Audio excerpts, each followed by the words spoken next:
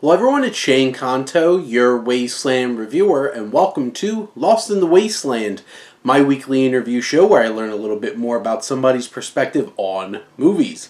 And maybe a little TV this time. In this episode, I have my brother Ethan joining me in person.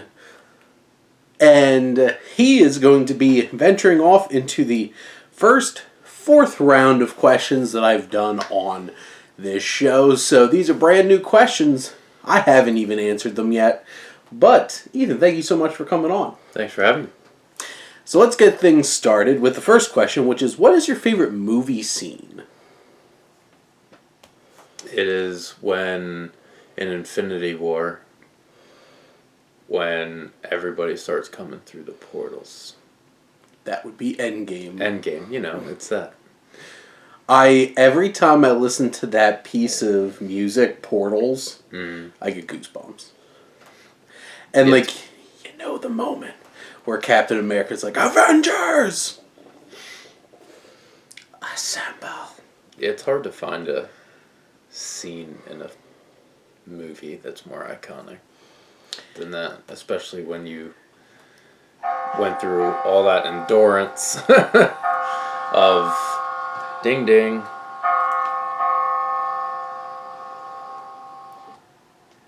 All those films, 24 plus hours worth? It was, at that point, there was over 20. Mm-hmm. And boy, did that just feel amazing. All of that coming together, all the biggest characters coming together to fight Thanos. Cap right at the center with Mjolnir, which also was like everybody exploded in the theater at that. Yeah. And then the portals happened, and then everybody lost their minds. And just swelling up to the Avengers theme. The dun dun dun dun dun dun, and just all came together. It definitely was one of the most exciting moments I've ever had in a theater. So I don't blame you for picking Portals from Avengers Endgame. Now, who's your favorite movie protagonist? Bond. James Bond. Ooh, why James Bond? It's probably one of the most iconic characters of all time. I don't know. It was just... Part of it's probably nostalgia, just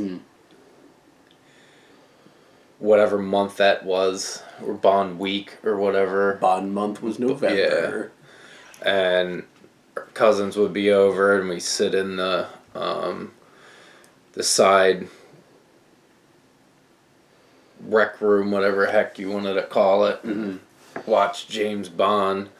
But yeah, there's so many lines, so many different actors that were James Bond, and essentially all of them were incredible. They had a few that were just, there.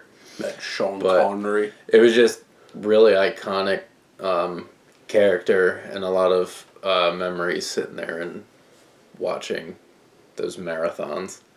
We watched a lot of James Bond as kids. We also had almost all of them on VHS, too, in our collection. There's probably a couple of them we didn't have.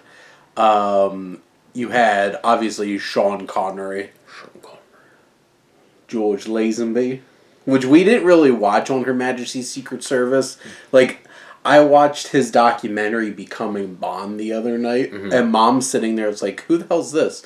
I'm like, he was James Bond for one movie. And then Sean Connery came back for Diamonds Are Forever, which he should never have done. And then we got Roger Moore, Timothy Dalton, Pierce Brosnan, and now Daniel Craig, and whoever the hell is going to wind up being the new James Bond when it all comes down. But we shall see. We have 25 of them, and all we know is he's ruthless. He'll do whatever he has to do for king/queen and country, and probably going to get some in the end. That's James Bond. It's not a probably. It's say yes. Well, the vast majority of the Yeah. movies. Also, God, especially the Pierce Brosnan era Bond with the. I thought Christmas is only supposed to come once a year. Just he is a cunning linguist. The one-liners They're are so good. impeccable. Yeah, because the thing is, some of them are a little sillier, some of them are a little vicious, and some of them have a lot more depth. I feel like Daniel Craig's James Bond probably is the most complicated and interesting, but we have fun with all of them. Mm-hmm.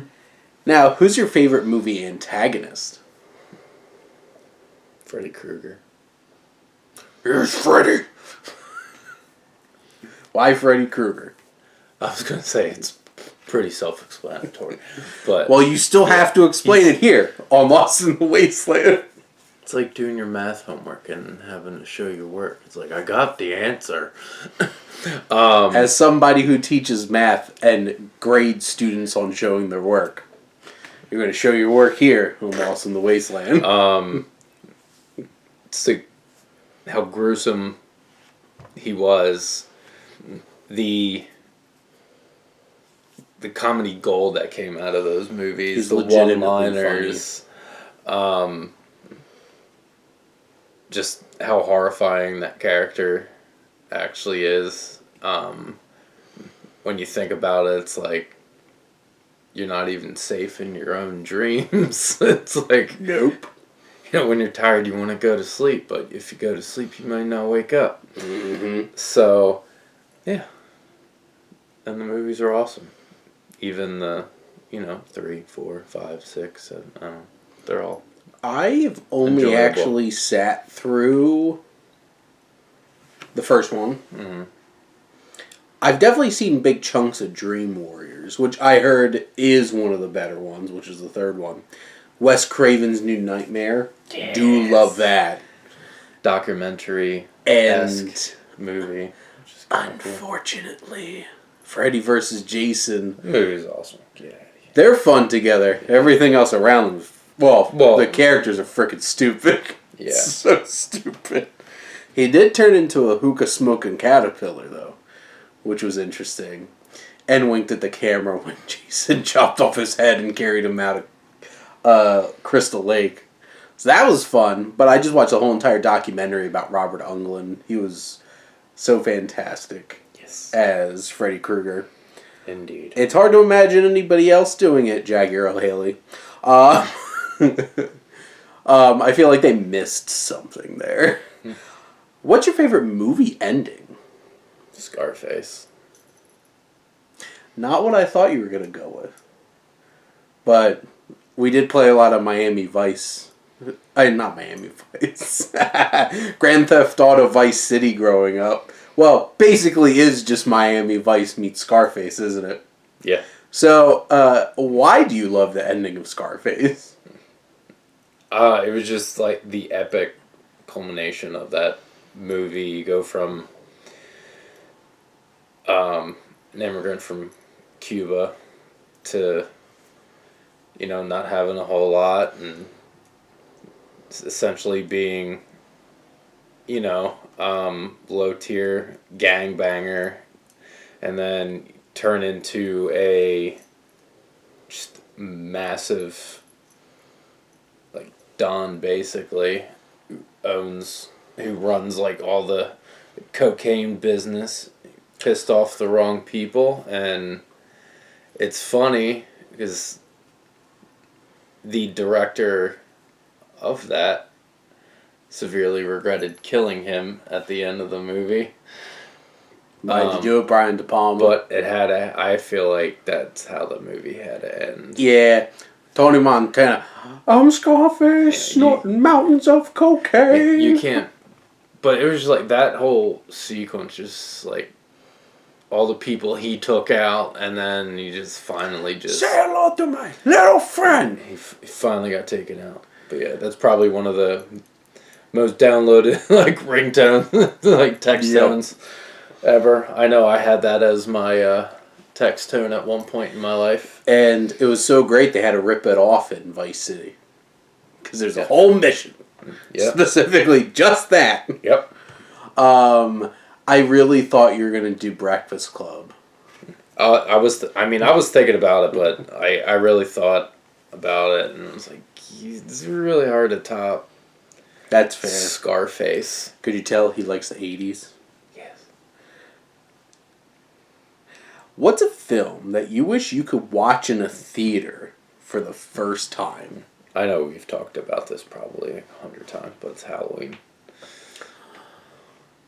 Oh,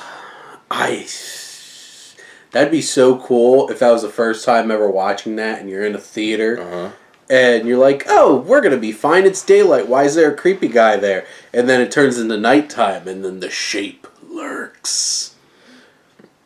I feel like that was the best way you possibly could watch that movie. Especially without being desensitized with all the horror movies that are out now. That you know, after like the Texas Chainsaw Massacre, where everything just got like gore porn. So yeah, they missed the what worked about Halloween, and we're like, let's make Friday the 13th and just make it all about the gore. Friday the 13th is still amazing, but it's just the simplicity of Halloween, how relatable it is, because it's like, it's not like, other than like the superhuman aspect of it, it's something that can happen. Yeah. It has happened. Town. It's a small town, and people, we live in a sick world, sick people in it. Sick. I'd like to attribute that quote to Sinbad from Jingle All the Way. But yeah, that would be absolutely amazing to watch Halloween in a theater for the first time. Now, I know not everybody's a huge fan of documentaries. I probably watch more documentaries than most people. But what subject matter would you love to see get the documentary treatment? The steroid era in baseball. Like a legitimate one. Like, where they actually dive into it and actually get people to talk about it. It's an interesting topic, especially for baseball fans out there, because as of right now, none of them are making the Hall of Fame. Yeah. Some of them were Hall of Famers without the steroids. Some of them were stars because of steroids. Looking at you, Jose Canseco. And he still wasn't that great. But, like, you have, like, Barry Bonds, who, before you could see him started juicing, already had 300-something home runs and 300-something steals. And, like, he was well on his way to being a Hall of Famer. I'd have to look at, like, Mark McGwire and Sammy Sosa's stats to be, like, that. But, like, I assume Roger Clemens probably would have been a Hall of Fame pitcher. But you know what? It is what it is at this point. But the thing is, would baseball still be here if it wasn't for that era of baseball? Because it's hard to say. See, these are interesting things that they can talk about in this documentary, because the summer of '98, right, of McGwire and Sosa chasing Roger Maris and chasing the home run record. 2001, Barry Bonds chasing both of them for home run king, and it's just like, that was a special time. And that's what we grew up watching. Yeah. And it's hard to think about, like, you take all those players out, what do you have left? Is interesting. It's an interesting conversation. So I certainly would watch that documentary. I think I've seen some documentaries tackle performance-enhancing drugs in sports. But I do think, like, so are we getting, like, Ken Burns to, like, dive in and do this documentary? I mean, he does really good ones. There you go. You just need somebody who's going to be that guy or gal who frickin' pulls teeth. Yeah, you don't want to pull punches. No. With this, and like you really like what would be amazing is actually hearing from Barry Bonds and Mark McGuire and Sammy Sosa and A-Rod, A-Royd, and He's Roger one person Clemens. I'll never talk about that, but whatever. Now shaking things up a little bit on Lost in the Wasteland, because usually I only ask questions specifically about movies, but I thought, what if I sprinkled in a little television? Not today. Not today. But Ethan, what's your favorite TV show? Supernatural. Saw that coming mile away. Why is Supernatural your favorite television show? Because it's supernatural. Because just the I think it's a really good formula and like perfect mixture of you have drama, mm-hmm. you have horror, mm-hmm. you have adventure, mm-hmm. and fantasy. You have that too. Classic rock music. The soundtrack, yeah, for the first several seasons was really good until it started getting to more of like a score as opposed to soundtrack. Like classic rock songs. So, and it's an awesome buddy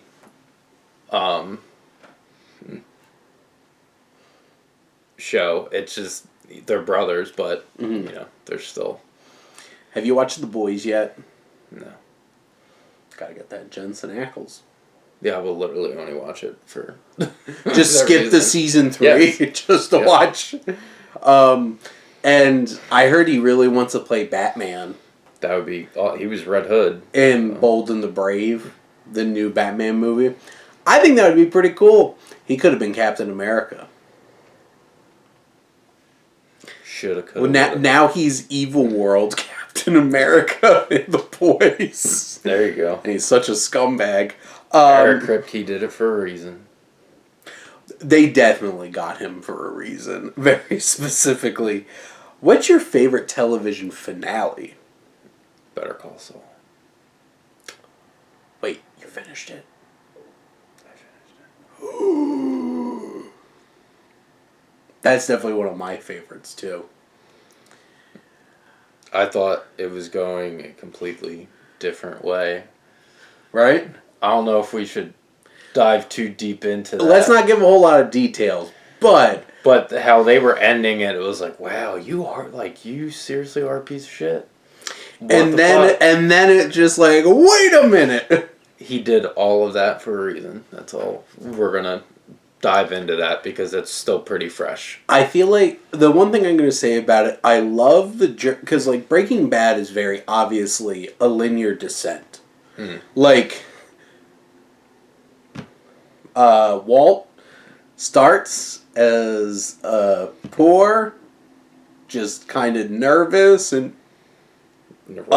neurotic and science teacher who never lived his dreams.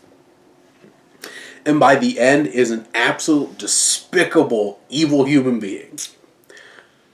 What I love about Better Call Saul is that we got to see Jimmy McGill become Saul Goodman and find Jimmy McGill again. And I didn't expect that, to be honest, and I thought that was great. And I don't think it was a cop-out ending. I feel like they found a happy medium of being like, we can feel good about Jimmy again, but there's still consequences to his actions, which there should be, because he did some terrible things. I'd say so. Yeah, but like Bob Odenkirk, this is last chance to win a Emmy for the show, and God, why does lead actor in a drama have to be so hard? Because like he's gonna be going up against like Pedro Pascal for The Last of Us. Like whatever cast members from Succession they're going to put up for lead actor, which is definitely going to be Jeremy Strong and Brian Cox. It's going to be a hard go, which really sucks, because I want Bob Odenkirk to win. And Rhea Seehorn to get some, like, real praise for what she did in that show. Because it's real easy to just focus on Bob Odenkirk and Saul, but, like, she's so great as Kim. Mm-hmm. And just the whole last season I loved. It went in all kinds of places. You did not expecting a lot of the stuff that actually happened. I'm just going to be sitting here impatiently waiting for Vince Gilligan to do his next show. Because, like, he made 2 of the greatest shows in the history of television. So, good for you, guy. Good for you. Now shifting back. So, Ethan, which director would you think would best direct the story of your life? I want you to answer it for me. I have the answer. I just want to know if you know me well enough to know who I'm picking. He's going to pick John Hughes. It is correct.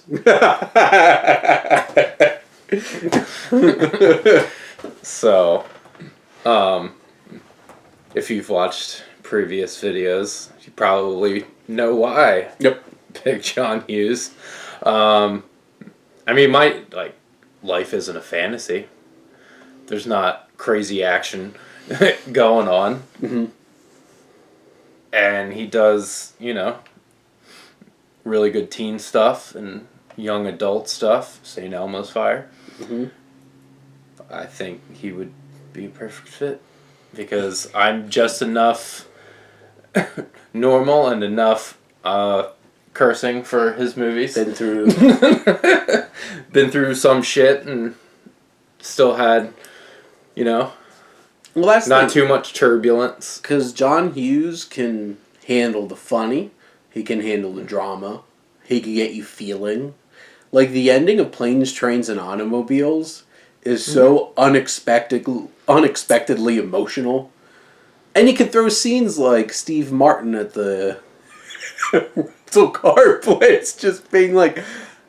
The only reason that movie is rated R. And he wouldn't budge. And he shouldn't have. No, because that's one of the funniest things I've ever seen Steve Martin do. And then the character actress who's in so many of those movies who just drops the most perfectly placed F-bomb. Hell, you're fucked. How don't you know? You're fucked. Oh, so great. And then, they deal with some serious issues in Breakfast Club. Like, some of them are there for some really heavy reasons. Mm-hmm. Looking at you, Anthony Michael Hall. And he's able to handle all those things. And I knew the answer because I was able to answer it. But I think that's perfect. Now, my last question for you. I wanted to put this question on here because I feel like each of my interviews end with like a bigger question. And I know a lot of people who watch movies. I work with at Sif Pop and Scribe and stuff like that. And I really want people to like take a step back and think about movies from like not the past 5-10 years. So, what's a great way to do that? Make people talk about movies that came out before they were even born. So, Ethan, what are 5 films you would recommend to people made before you were born? And let's see how many of them are John Hughes movies from the 1980s. Number 1. The Godfather Part 2. I feel like that's self-explanatory. It's just friggin' epic. It's very hard for a sequel to be better than the first one, but that one sure as hell is. You get 2 gestures way up. So there you go. I don't know which way to go. What do I do with my hands? And my second one is Halloween. Because I've talked about Halloween plenty of times on this show. So you have to. It started everything. Absolutely. That's all I'm going to say.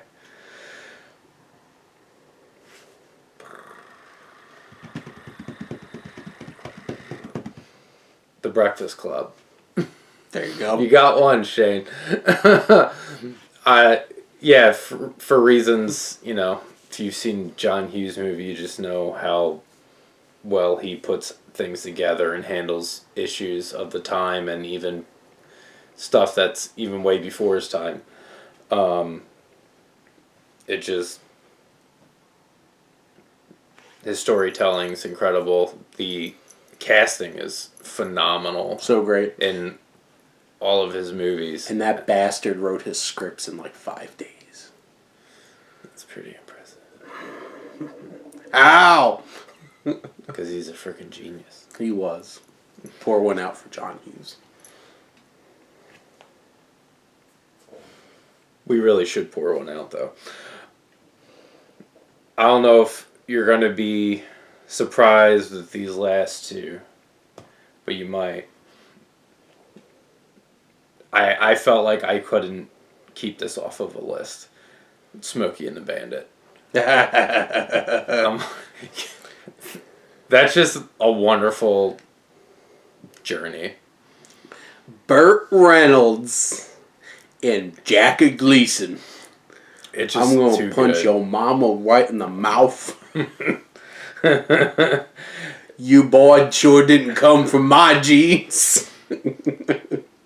Yeah. There was sorry, Daddy. So many places they went with that movie that you cannot today. And yeah. That movie's I don't know. It's very 70s. It's too good. And Burt Reynolds. That mustache. Yep.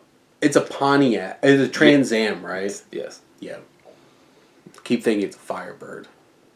Nope, not the Fire Chicken. Yep. It's Trans Am. Trans Am. Still made by Pontiac. But, and then the final one, many copies have come after it that I'm not happy about, but Dances with Wolves. You're not going to find this guy watching Avatar. No, don't like it. Dances with Wolves, that's all you need. You don't need Avatar. Actually, I have to check something. It's not like 91, isn't it? That it came It's out. 1990, but let's see. Let's see. Come on. Before June. I feel like this December written all over it. No, came out Thanksgiving weekend, 1990. Shit. So, we'll give Ethan a pass, because it was the same year he was born. It's not like he could have watched it. Yeah, I didn't watch it at 6 months old. Or whatever. You came close, though. So, I knew, I was thinking about it. I was like, shit, was this late 80s? Or is this like 90? No, because it beat Goodfellas for Best Picture in 1990. Damn, yeah. And The Godfather Part 3 was nominated for Best Picture. That's a joke. Yeah. It shouldn't have. Yeah, I was wrestling with that one, but I wanted to get it in there. It's close enough. Yeah. Obviously didn't watch it as an infant. Maybe I did. I mean, it was a possibility. That's fair. Could have been on VHS as an infant. Definitely would have been on those double cassette VHSs. Yeah, those double VHSs. Weren't fitting all 3 hours and 1 minute on one VHS tape at that point. Nope. But those are some varied and interesting picks you have there, Ethan. Figured I wanted to, get some variety. And to wrap up this show, like I always do, I let my guests ask me a question. Oh, crap. That's the one thing I didn't do. So, Ethan, what's one thing you would like to ask the Wasteland Reviewer? I forgot what the wild card meant. That's why it's a wild card. So, yeah. I feel like I have very similar questions that I ask you for this every time. That's okay. I can't remember what you asked me before, so. I want to know your 5 movies that you would pick that were made before 1991. Well, here's a preview to what inevitably I will answer on an episode of Lost in the Wasteland answering these questions. But number 1 would be The Road Warrior from 1981, because Mad Max. Number 2 from 1968, 2001: A Space Odyssey. Absolutely love 2001: A Space Odyssey, and Stanley Kubrick was a genius. I like how both of those are on your door. Close enough. They are the 2 posters that I have on the door to my office. My number 3 would have to be Ben-Hur from 1959, the greatest faith-based film in the history of cinema. They sure don't make them like they used to. Correct. 100%. My number 4 would have to be... See, now this is starting to be where these are a little recent. I'm thinking about all of my favorite movies. Good luck. That's a tricky thing because a lot of the rest of my top 10 are pretty recent. Number 4, which I believe is 1963, is The Good, the Bad, and the Ugly. And it is my favorite Western. It is an absolute masterpiece. My favorite scene in the history of cinema. Another spoiler. One of the questions here is the standoff that they have in the cemetery at the end. Absolutely love that movie to pieces. And I could shamelessly plug, you could check out the first episode of the Wasteland Vintage Roadshow podcast where my wife and I talk about how much I love The Good, the Bad, and the Ugly. And my number 5... I have a couple in my head that would definitely be up there.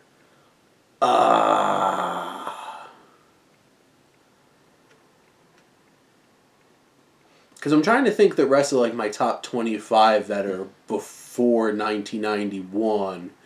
And like The Godfather's in there. The Thing's in there. Amadeus is in there. Love Amadeus. The Untouchables. We're going to go with The Thing. Because I absolutely love The Thing. It's my favorite John Carpenter film from 1981. If I'm not mistaken. Came out the same damn weekend as E.T. And that was a good weekend. Bombed. That's unfortunate. Because everybody wanted to go see the other Alien movie. Unfortunate. That was a crazy-ass year in 1981. Because I'm pretty sure like Blade Runner came out like 2 weeks after that or something crazy like that. Can you freaking imagine? But yeah, so there you go. Those are my top films. It'll be cleaner next time because I'll actually do some prep. But I love a lot of films from before I was born. So that was definitely one of the reasons why I want to ask that question. But you Uno reversed me, so good for you. But Ethan, thank you so much for coming on. Thanks for having me. And thank all of you out there for always tuning in and supporting your Wasteland Reviewer.